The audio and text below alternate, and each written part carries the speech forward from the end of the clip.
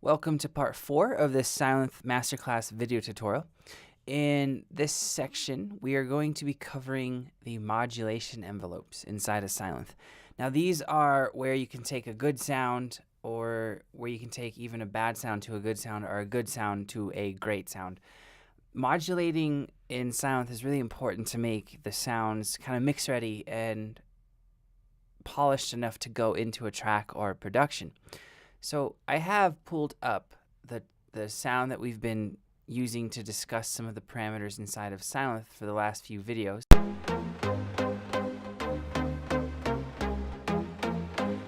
And as you can see, I have some modulation envelopes set up already inside that sound. If I take these off, the sound is going to be a lot different. It's not going to be a pluck anymore. It's going to just kind of be a dead super saw type sound. And it's just not going to really have the punch or the modern feel and sound to it. So I'm going to take those off right now. I had an instance, I only had 3 things on it, but I'm going to take all of them off and then play it.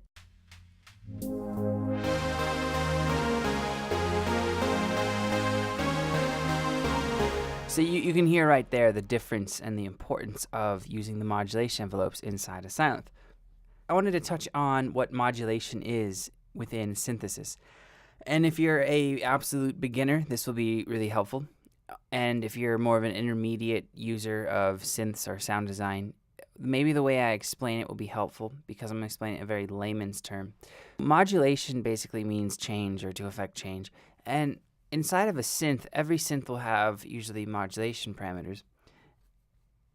And when I started out, a long time ago, I was confused as to why I wouldn't just change these settings on the proper section of the synth. What I mean by that is, if I pull up the modulation options in Sylenth, you can see there's cutoff A, cutoff B. Well, I have that right here. I have cutoff A and cutoff B. We just discussed that in the last video tutorial for this masterclass. But the fact that you're affecting the change via these envelopes, with attack, decay, sustain, and release, it gives you a lot more control over your sound. And ultimately, anytime in sound design, when you have more control over your sound, the better you can make things sound. The modulation panel in Sylenth enables you to modulate a whole host of parameters and destinations. These are parameters and or destinations. Some synths will call them parameters, some synths will call them destinations. I tend to call them a destination because I'm selecting a destination within the synth, within its layout typically, that's in a different section of the synth. So what it does is it allows you to affect change and to change different parameters or destinations in the synth using these low frequency oscillators and the ADSR, the attack, the decay, the sustain, and the release. So you have all these, you have 2 boxes for each envelope. You're given modulation envelope 1 and modulation envelope 2, and then you get 2 different destinations per modulation envelope. And in the next video, I'm going to be discussing some just general tips and tricks that I use using these modulation envelopes and their destinations to kind of polish up some sounds. So for this video, I'm going to run through what each and every one of them does and kind of how you get them to introduce effect and change and modulation into a sound. And then in the next video, I'm going to cover how I use those to make sounds better. All right, so first thing that we're going to look at here is this very first option that Sylenth gives you. It's called Volume A. And now I thought when I first started using Sylenth, I thought that, it was attached to the mix A and B, and then I quickly realized there is a mix A and B option for your modulation envelopes. So what these Volume A and Volume B and Volume ABs actually are, what destination they're affecting, is actually the volume of your oscillator for oscillators A1, A2, B1, and B2. So if I just pull this up, click on it like so in that green drop down box, and then this knob by default will be set to 0, and I crank this up to 10, you'll notice there's no change to the sound. And so if I go to the exact inverse range of the value that we get, which is -10, again, no change. So what you have to do is you have to turn up the sliders on either the attack, the decay, the sustain, or the release, or any combo of the 4. I'm not going to be messing around with the attack too much in this tutorial, just because if I turn the attack up too high, it's basically saying don't affect the modulation destination that I've pulled up until I reach that attack time, which should kind of be counterintuitive to showing you guys how to use these. So I will be messing around, obviously, with the decay, the sustain, the release. So I'm going to boost all of those to about 5, 6, 7, anywhere in there. And now I need to turn the volume up on this little rotary knob.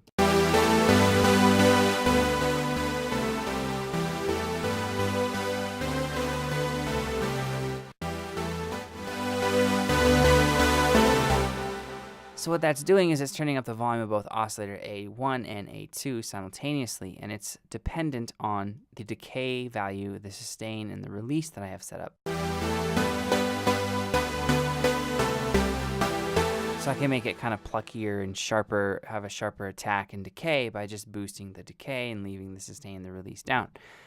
So if I do that for volume B, it's of course going to, you can hear the noise, which is what is only going on my part B. I just have one oscillator B1 set up with one voice of kind of a white noise. And then your third option is this volume A and B. It's going to boost everything.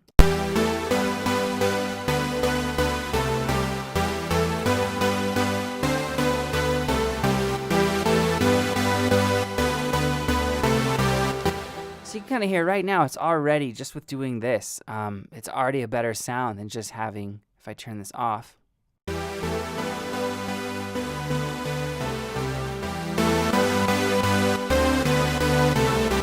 Just by playing around with these values kind of arbitrarily, even with something as simple as volume of your oscillators, you get a much more usable sound. It's not polished enough, in my opinion, to go into a production yet, but it's getting there.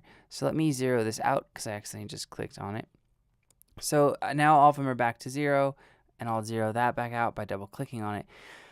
Now the next parameter you get is this pitch A and B and AB. So what this is going to do is you can get some really crazy effects and some subtle effects. And in the next video where I'm covering some tips and tricks on how to use some of these modulation destinations, I will show you a really cool trick on how to get better kind of snap to your leads, plucks, and basses. But you can get really, really noticeable crazy effects with this. So if I just boost it a little bit,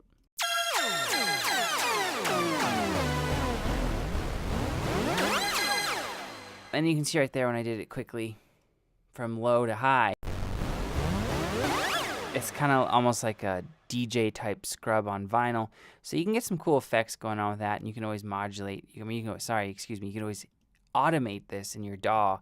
You can always automate your modulation, which is kind of always fun and cool to do. So then you have the pitch of B, so this will be affecting.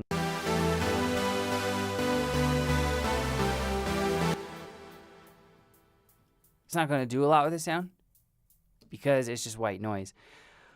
The pitch A and B will affect, obviously, both the pitch of part A and part B together. So now I'm going to zero these back out, drag these down, double click on here. So the next option we get is this phase A. So we're still working in the oscillator destinations, and that's going to affect the phase. So this little knob right here attached to the phase, which is going to change things in degrees, and we covered this in the second video where we discussed the oscillators. I'm going to crank this up to 10 and start to boost the decay, the sustain, and the release.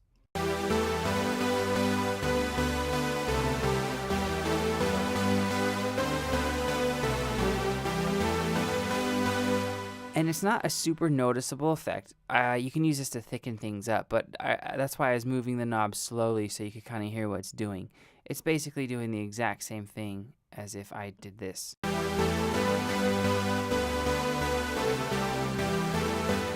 Very, very similar sound. So you, of course, have independent controls for both phase A and B, which would affect the phasings for your B oscillators.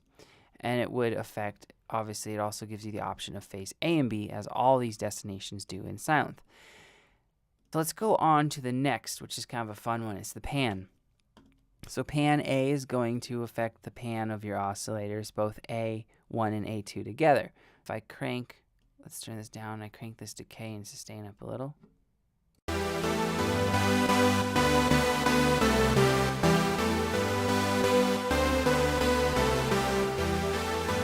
And you'll notice that it still leaves some of the sound centered and on the other side. It's not panning the whole signal. If you wanted to do that, you'd have to actually go up here.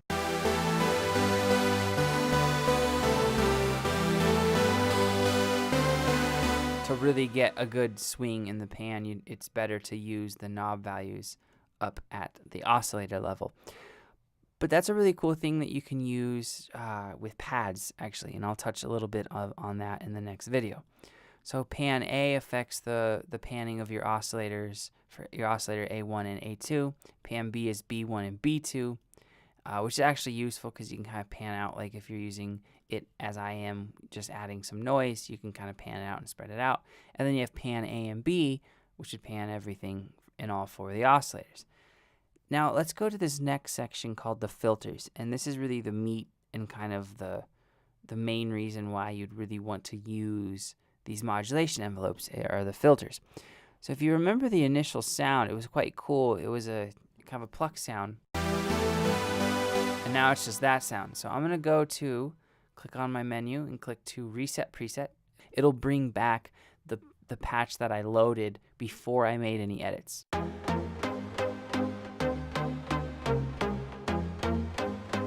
So there it is, and you can see I have cutoff A, B, phase, and pitch loaded up. So I'm going to take off phase, and I'm going to take off the pitch for now, and just show you the cutoff A, B. And if I turn that off, that's the sound.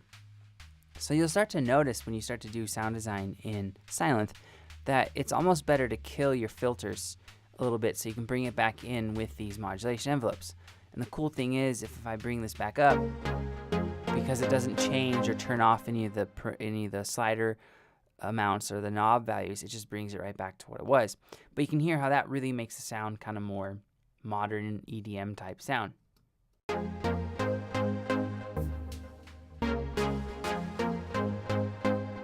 And this specific instance is affecting the cutoff of both A and B, so it's also affecting this cutoff right here on this bandpass shape that I have for the noise generator. So let's just go to cutoff A real quick.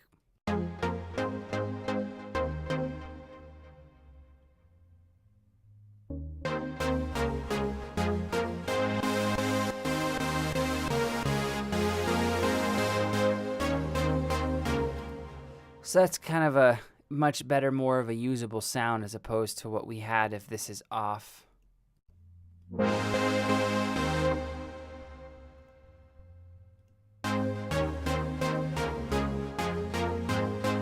And that's again just messing with simply giving a boost in the decay, a little boost on the sustain or release, and that's affecting just the cutoff. So it's not affecting my amp envelope or my oscillators.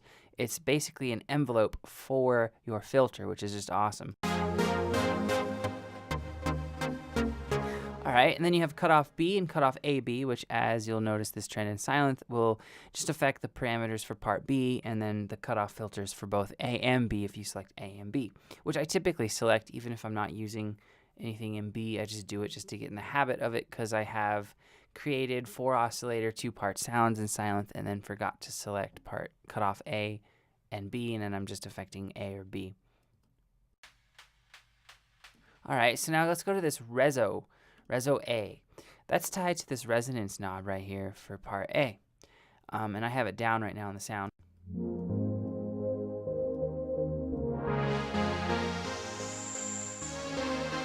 So that is, as we touched on in the other video, it's doing a resonance sweep to different frequencies inside of the cutoff filter.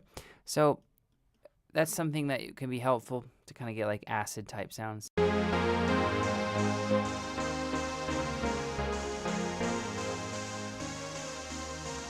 Or sounds that are really filtered and kind of notched out that would be good for, pre-drop or anything like that. So now let's go to Reso B, which is going to affect the resonance of B, and for this specific sound it wouldn't do a whole lot even if I cranked up my resonance because it's just noise. And then we have resonance AB, which will of course affect both part A and part B.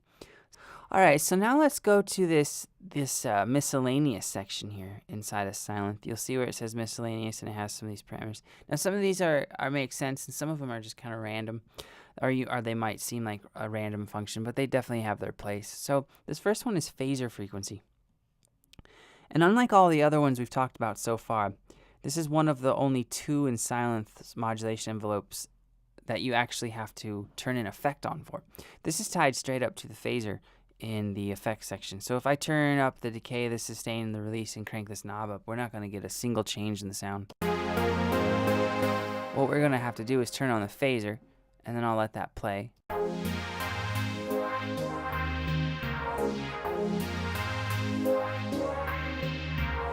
So that's what it sounds like just when you turn on the phaser in Sylenth. So now if I turn this and move this around as it's playing,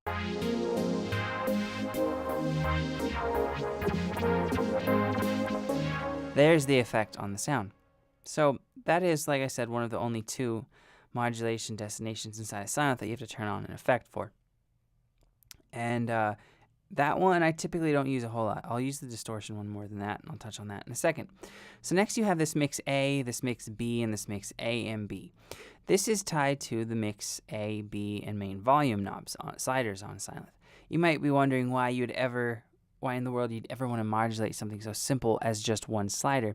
Well, the reason for that is also simple. You have control over the decay, the sustain, the release, and the tack, if you so wanted, of your mix A, your mix B, or both.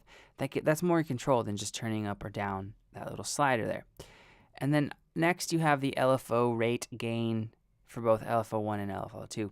I'm going to touch on those in 2 videos from now when I start to discuss the LFOs, and I'll double back and show you how you can use these modulation envelopes to kind of have more control over your LFOs. Now lastly is this distortion amount, and this is just like the phaser amount, phaser frequency.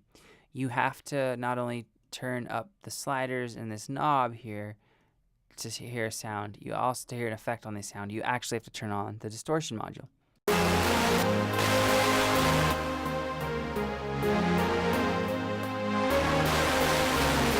So that's really useful because you can hear how crazy that distortion is just when I turn it on. Now it's really awesome that you can take down the sustain and the release of the distortion.